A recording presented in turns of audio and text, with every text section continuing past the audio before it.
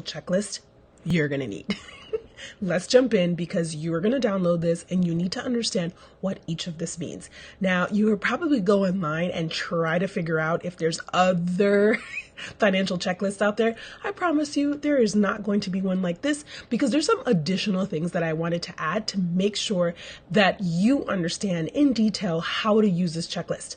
Now, this checklist is not just to be used one time. You can use it numerous times. You can use it monthly. You can use it yearly, quarterly, whatever it is. As a matter of fact, in your financial journey, I still use this checklist. I still look at it. I still make sure, am I thinking about that? Am I thinking about that? Because life happens. And that's the first thing when it comes with budgeting. People forget that life happens or happens. Let's jump in. And if you're new here, my name is Alicia. I'm a budgets educator, rentals investor of Mama's Dinero. And I basically help you get your money right so that you can invest in rentals, long-term investing, and basically retiring. But my whole point here is not only to just educate you if you're a mama or a mamacita, but if you're a mama and you have kids, I want to be able to give you the tools that you can share with your kids to teach them about financial literacy. Let's jump in. All right. So first in you're establishing your why. We talk about this. We see this on the internet all the time. What's your why? Your what if in the future? Oh my God. But honestly, let's take a step back. What is your moment why right now? Yeah. What is the present moment why? Because we can be so much into the future that we kind of forget what is our why at this moment. Maybe it's just paying off a debt. Maybe it's paying off car to have an extra income. Maybe it's trying to start a business. Whatever it is, think about your why now, but also think about the what if. Yeah. I actually posted something about this on Instagram the other day, and it's like, we get it. Things happen in life, but we have to kind of be prepared. We have to make choices today and decisions today that if things happen, we're less stressed. Not that we're going to be completely stress-free because there are things that we out of our control, but we're going to take a step back and be like, okay, I think I planned for that. Number 2, not income that you think is going to come in. Actual income that's coming in.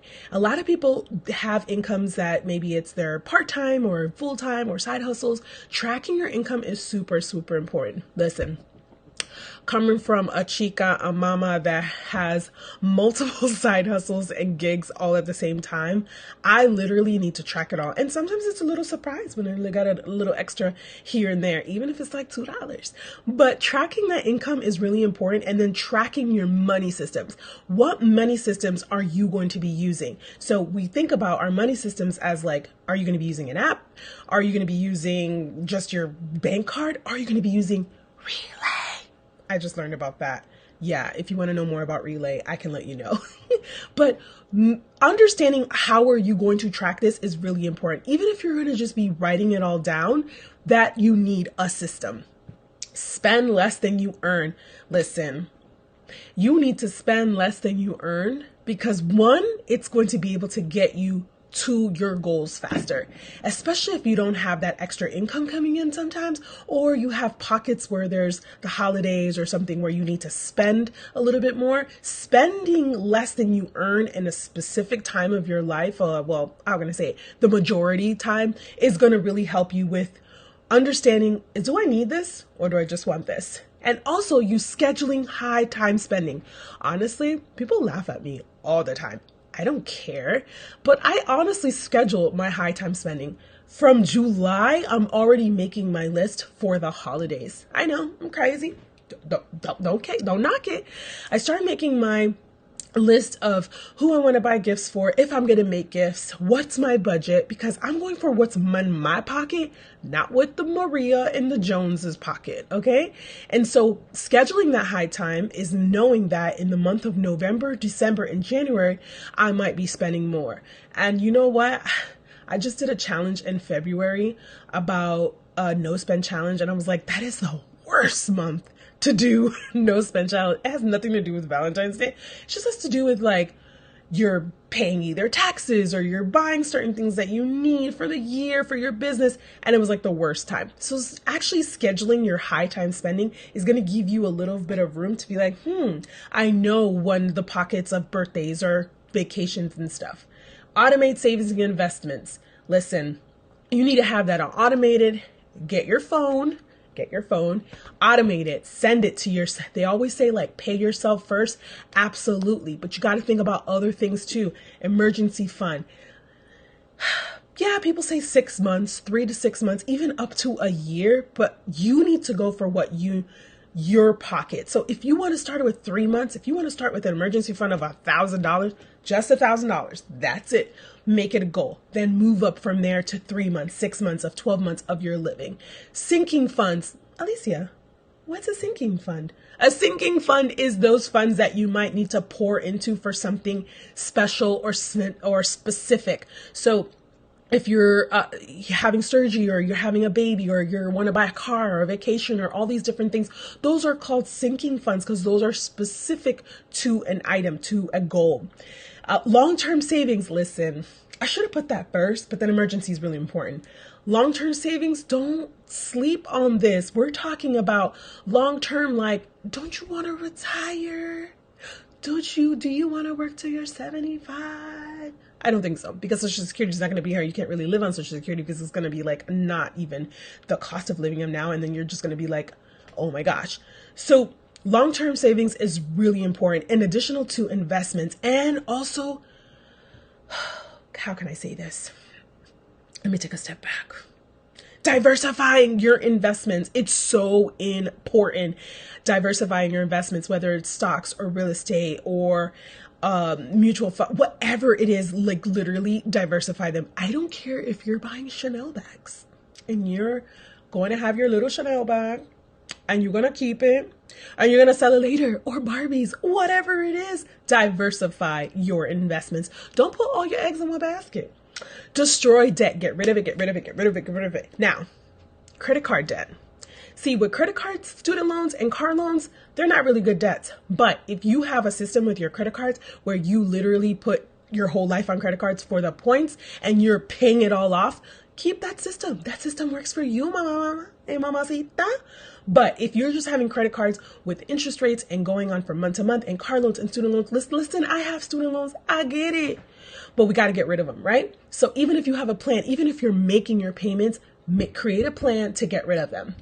Prioritize spending, needs versus wants. I think I had that again and spend less than you earn, because I think we need to hear that in this world of consumerism where we literally feel like we need everything.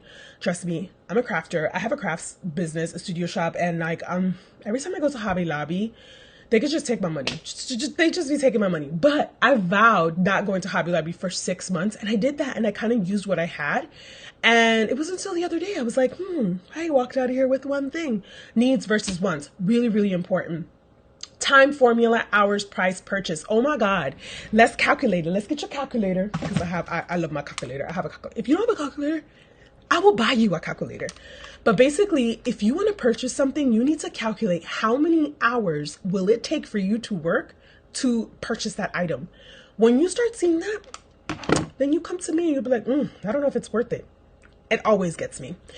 Increase income, side hustle, small business. Like if you want to get into the world of the internet and making extra money, it doesn't matter if it's UGC, a blog, AI, creating whatever it is, notary, like increasing your income is a game changer, because that extra income is going to funnel and beef up those investments so that whatever your take home pay or whatever your business is making, you can invest it in your business or even pay yourself. Celebrate financial wins. I am all for that. Pennies for the win. No, honestly, I say that when you're investing, you definitely want to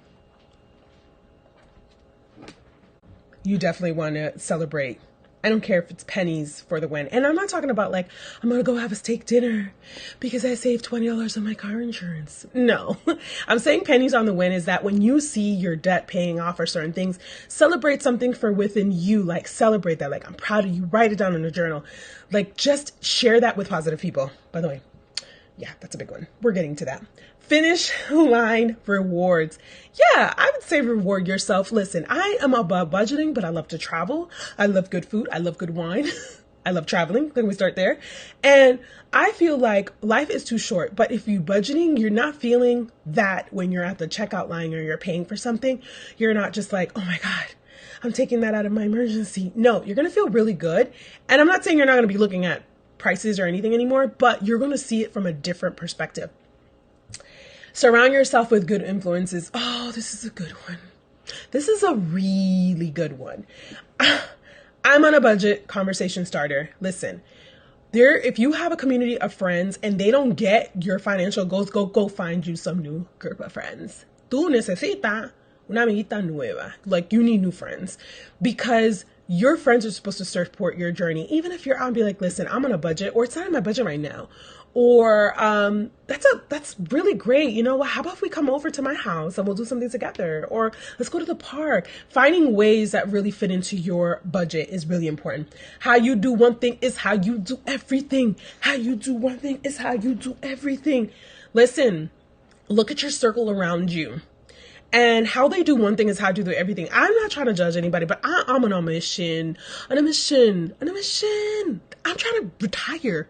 Like, I'm not trying to be out in these streets working till I'm 75. Okay. And so I want to surround myself by people that are also doing it, or even if they're struggling to do it, we're doing it together because we get it. And I'm not saying I'm not going to talk to people that are not doing it, but they're not going to understand that, like, if I say no, or if cancel, or I'm like, can't do that right now, or not going to buy that right now, they're not going to be like all in their feelings. Cute trick. Okay. And the last but not least, calculate your financial independence, retire early number. There's a link to an entire blog article that I wrote about it.